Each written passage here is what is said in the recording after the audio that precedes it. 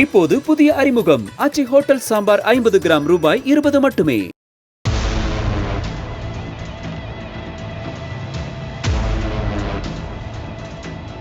காதல் தேசம் படபாணியில் ஒரு பெண்ணை 2 இளைஞர்கள் போட்டி போட்டு காதலித்து வந்த நிலையில் வெட்டுக்குத்தில் முடிந்த சம்பவம் பரபரப்பை ஏற்படுத்தியிருக்கிறது.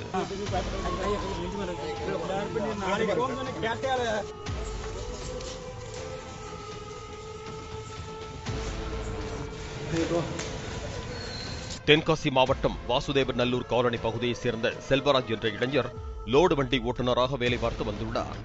இந்நிலையில் கடந்த 9ஆம் தேதி இரவு செல்வராஜும் அவரது நண்பர் ராமச்சந்திரனும் சங்கரன் கோவில் ரயில் நிலையத்தில் பொதிகை எக்ஸ்பிரஸ் ரயிலில் சென்னை செல்வதற்காக காத்திருந்தனர். ரயில் வந்தவுடன் முதலில் ராமச்சந்திரன் ரயிலில் முன்பதிவு செய்யப்படாத பெட்டியில் ஏறி இடம் பிடித்துவிட்டு செல்வராஜை அழைத்துள்ளார்.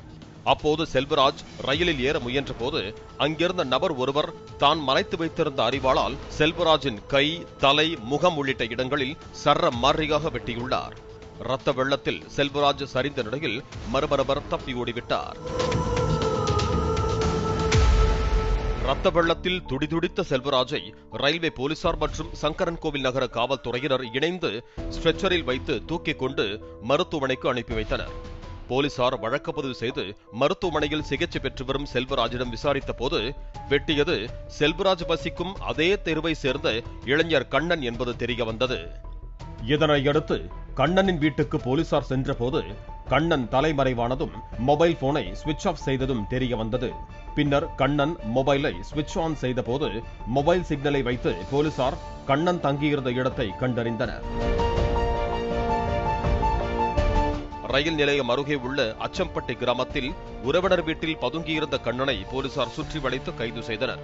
கண்ணனிடம் போலீசார் நடத்திய விசாரணையில் கண்ணனும் செல்வராஜும் அதே பகுதியை சேர்ந்த தற்போது சென்னையில் தங்கியிருக்கும் பெண்ணை காதலித்து வந்துள்ளனர்.